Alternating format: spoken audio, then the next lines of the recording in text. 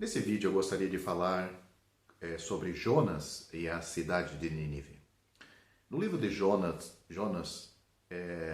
o mais notável de todos talvez seja o capítulo 3, que narra detalhadamente o arrependimento de Nínive. O tamanho desse milagre moral pode se julgar pelo tamanho da cidade. 3 vezes Deus chama Nínive de grande cidade. Nesse terceiro capítulo de Jonas, lemos também que Nínive era cidade muito importante diante de Deus e de 3 dias para percorrê-la.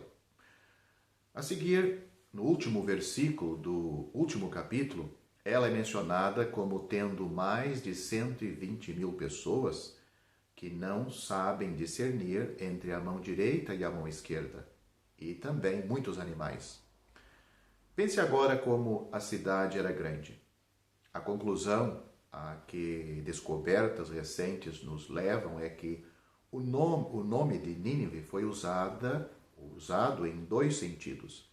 Em primeiro lugar, para uma cidade em particular, e em segundo, para um complexo de 4 grandes cidades antigas, dentre as quais a própria Nínive, cujos fossos ainda podem ser percebidos, cujos morros cobrem a terra. Então Nínive estava entre essas 4. Para circuncidá-las, para percorrer essa cidade, ou estas cidades, seria necessário percorrer uma distância de 97 quilômetros, segundo a antiga contagem de 32 quilômetros por dia. Isso representaria uma jornada de 3 dias. Esta descrição quadrangular da antiga Nínive é confirmada por um certo homem chamado Diodoro Siculus, o famoso historiador siciliano, contemporâneo de Júlio César. Ele declara que se tratava de um quadrilátero de 150 estádios de comprimento, 90 de largura e 480 de circunferência. Assim, era um paralelogramo, tendo os lados maiores 58 km e os menores 38 km, sendo a circunferência de 97 km aproximadamente. Os muros tinham 30 metros de altura, sendo tão largos que 3 carros podiam andar lado a lado sobre eles. Eram fortificados com 1.500 torres, cada uma de 61 metros de altura. Com base numa análise trigonométrica da localidade, a área total da metrópole assíria foi computada em 875 quilômetros quadrados, o que é cerca de 32 quilômetros a mais do que a atual Londres. Deve-se compreender naturalmente que a grande Nínive incluía vastos jardins, chácaras e até mesmo pastagens e campos cultivados. Isso não nos surpreende.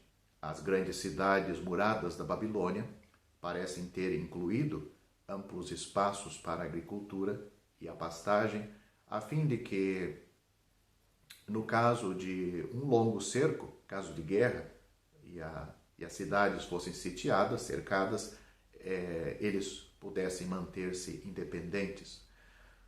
Esse fato explica a menção de em Nínive existir muitos animais, Jonas capítulo 4, versículo 11. Os críticos modernos, ou modernistas, sorriram com superioridade frente a esse lapso dos muitos animais, mas hoje o especialista realmente moderno, com a prova da arqueologia em mão, pode rir da ignorância presunçosa dos críticos, como sempre acontece. Com base na referência bíblica sobre o grande número de crianças em Nínive, a saber, o que nós temos referido no capítulo 4, as mais de 120 mil pessoas que não sabem discernir entre a mão direita e a mão esquerda, capítulo 4, versículo 11, possivelmente referindo-se às crianças, no tamanho do lugar e num maior conhecimento dessas grandes cidades antigas, a população de Nínive é calculada em cerca de 1 milhão, provavelmente mais, e certamente não menos do que 600 mil pessoas. Assim, pode-se ver que Nínive era, na verdade, uma grande e muito importante cidade. Será possível acreditar, portanto, que todos naquela vasta, populosa metrópole se arrependeram com um arrependimento imediato e sincero, mediante a pregação desse profeta solitário de Israel? Mais uma vez, os críticos tiveram oportunidade de rir-se, mas, novamente, as probabilidades estão contra eles. Podemos crer no fato, e por várias razões, que toda esta população realmente se arrependeu e se converteu a Deus, da qual Jonas pregava. Devemos ter sempre o cuidado de não ler nas Escrituras o que ali não se encontra. E ler o que ali se encontra, que muitas vezes passa despercebido. Todavia, há espaço, repetidamente, para uma legítima leitura nas entrelinhas, visto que a Bíblia, com frequência, condensa muito em pouco espaço. Por exemplo, nesse mesmo capítulo nos é dito simplesmente que as palavras de Jonas a Nínive foram ainda 40 dias e Nínive será subvertida. Capítulo 3, versículo 4. Contudo, ele, obviamente, não ficou repetindo isso sem alternações ou sem acrescentar uma única palavra de explicação ou ampliação. Quem deu esta mensagem a Jonas? Quem deu isso para ele? Qual era a sua autoridade? Qual era a autoridade de Jonas para entregar esta mensagem? E quem era Jonas? Será ele um profeta de mente sadia e real? Ou seria um fanático desequilibrado? E se havia, na verdade, uma mensagem do Deus dos deuses, o que Nínive teria de fazer para apaziguá-lo? Jonas lhes contaria com bastante simplicidade como a mensagem divina lhe fora dado e por que Nínive seria destruída. Ele talvez lhes contasse também sua fuga desobediente, sua preservação milagrosa e sua nova comissão para advertir Nínive. Certamente, não é preciso muita imaginação para visualizar os ninivitas, a princípio apenas curiosos, com aquele pregador que começa a surgir em suas ruas, depois sérios e finalmente perturbados, cobrindo Jonas de perguntas e pelo menos obtendo respostas sinceras para algumas delas. Sem dúvida, não pode ter havido menos que isso, a não ser que privemos a história de toda a naturalidade. Todavia, essas coisas não são declaradas tão explicitamente lá no texto bíblico, se nós lermos o livro de Jonas. Mas as pistas mais importantes para a razão pelo qual o aparecimento de Jonas e sua pregação em Nínive criaram tanta agitação é encontrada no Novo Testamento e encontrada nas palavras do Senhor Jesus. Vamos notar o que o Senhor Jesus disse a respeito de Jonas. Esta é a geração perversa.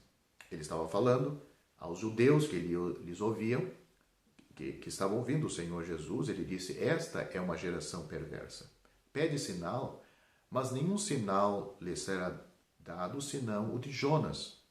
Porque assim como Jonas foi sinal para os ninivitas, o Filho do Homem será para esta geração. Lucas capítulo 11, versículo 29 e 30.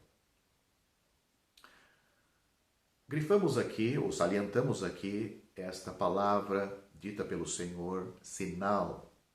Jonas foi um sinal para os ninivitas da antiguidade, mediante sua experiência milagrosa no grande peixe. Mas uma pergunta logo se suscita, ou surge. Como Jonas podia ser um sinal para eles se os ninivitas não sabiam da experiência dele? E se não tivesse recebido outra prova a esse respeito, além da palavra do próprio Jonas, teriam dado crédito? Vamos fazer agora um pequeno estudo das entrelinhas que nós podemos encontrar no livro de Jonas e até mesmo nas palavras que encontramos do próprio Senhor Jesus no Novo Testamento. Nossos pensamentos voltam-se para o capítulo 1 de Jonas, para os marinheiros. Quando Jonas resolveu fugir de Deus e reservou um lugar naquele barco, certas perguntas lhe seriam feitas. Notamos no versículo 10 do capítulo 1, que antes mesmo da tempestade, Jonas lhes declara que fugia da presença do Senhor. Mas poderia ele ter dado essa explicação extraordinária sem lhes contar pelo menos o motivo de sua fuga? Naquela ocasião, o Senhor era apenas um Deus de ouvir dizer para aqueles marinheiros gentios. E o que Jonas poderia ter dito a eles sobre a mensagem para Nínive, talvez nada significasse naquele momento. Contudo, quando aquela tempestade incomum abateu-se sobre eles e ficaram sabendo da grandeza onipresente do Senhor, e quando o desaparecimento de Jonas provou aquela calmaria, quando Jonas foi jogado na água e desapareceu das vistas deles, igualmente, Jonas desapareceu igualmente misterioso. Como apareceu a tempestade, eles atirando Jonas no mar, milagrosamente calmou a tempestade. Quais seriam os pensamentos daqueles marinheiros? Sua carga fora lançada ao mar, no capítulo 1, versículo 5. Seu navio estava a ponto de despedaçar, versículo 4 do capítulo 1. O que lhes restava fazer se não voltar ao porto? E que história teriam para contar? O comércio assírio era intenso ao longo daquela região costeira. Uma das mais surpreendentes revelações das recentes descobertas arqueológicas é sobre o movimento e o tráfico realizados a longas distâncias nesses dias de que estamos tratando. Como o episódio de Jonas, como aquele acontecimento de Jonas teria despertado enormes interesses para aqueles que chegavam e saíam de Nínive. Esta história que os marinheiros contaram, sem dúvida, se espalhou rapidamente de um homem que desobedecia o seu Deus, entrou no navio. A tempestade, ele sendo lançado ao mar e também, de repente, a tempestade se acalma. Quais seriam, porém, os sentimentos de todos?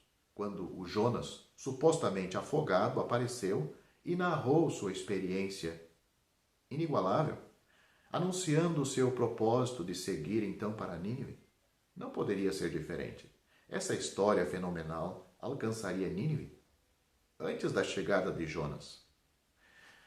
Desse modo, sem necessidade de recorrer a uma explicação como a de que a experiência de Jonas na baleia tivesse talvez feito com que ele ficasse com uma aparência descorada, podemos imaginar muito bem que sinal espantoso e solene ele seria para os atônitos ninivitas. Com a sua chegada, o homem que foi declarado morto pelos marinheiros e toda aquela história que talvez eles contaram a outros. Por estranho que pareça, também parece que a missão de Jonas a Nínive coincidiu com um período em que o medo de alguma calamidade iminente estava oculta ali em muitos corações. Embora a Assíria estivesse a caminho de se tornar a orgulhosa e cruel senhora das nações, houve um período em que ela sofreu reveses de declínio temporário, parecendo que uma calamidade maior talvez estivesse a caminho. Nesta época, a Babilônia recusou-se a continuar submissa. Israel, Judá e Síria deixaram de pagar seus tributos à Assíria. Jeroboão, rei de Israel, como vimos, podemos ler sobre a sua história, recuperou e anexou vários territórios. Outras revoltas abalaram o domínio da Síria e diminuíram suas fronteiras. Aos poucos, a hora da Síria parecia estar chegando. O clamor súbito de Jonas fez-se ouvir no momento mais crucial. Foi como uma fagulha na lenha seca, ou como o passar da foice, quando a colheita estava pronta. Os corações dos milhares de ninivitas curvaram-se como o coração de um só homem. Não há também dificuldade alguma de acreditar que o rei e os nobres encabeçaram o luto de Nínive pelo pecado e que um jejum geral foi proclamado por ordem do rei. Pois um jejum assim foi ordenado por Asadom II, quando o inimigo do norte estava reunindo-se contra o Império Assírio, e orações foram elevadas ao Deus Sol para remover o pecado do rei e de seu povo. Isto foi uma outra ocasião, isto está registrado por alguns historiadores. Nem há dificuldade alguma para crer que os animais foram incluídos no edito, pois outros casos desse tipo ocorreram, como o historiador grego Heródoto mostrou em seu livro, algo que eu já citei há pouco tempo. Não existe uma razão real para não acreditarmos que o arrependimento de Nínive teve lugar como descrito no livro de Atos. Acima de tudo o que foi dito, pelos acontecimentos históricos, como muitas vezes acontece em nossos dias, calamidades, guerras, rumores de guerra, terremotos, doenças. E com isto, a mensagem do Evangelho e Deus operando nos corações, as pessoas se tornam sensíveis para ver e dar lugar à voz de Deus, como aconteceu em Nínive, arrependendo-se dos seus pecados e recebendo o perdão de Deus. Ele é exatamente como poderia ter acontecido. E o fato de que realmente aconteceu fica firmado pelas palavras do próprio Cristo. Os ninevitas se arrependeram com a pregação de Jonas. Mateus capítulo 12, versículo 41. Vimos que não é possível desprezar as palavras de Jesus sobre Jonas e Nínive. Aqueles que não se curvarem perante a clara palavra de Cristo não devem ousar dar-se o nome de cristão, pois o Senhor Jesus Cristo mesmo confirmou a pregação de Jonas, o sinal que ele representava e também o arrependimento dos ninevitas para a bênção vinda de Deus para eles.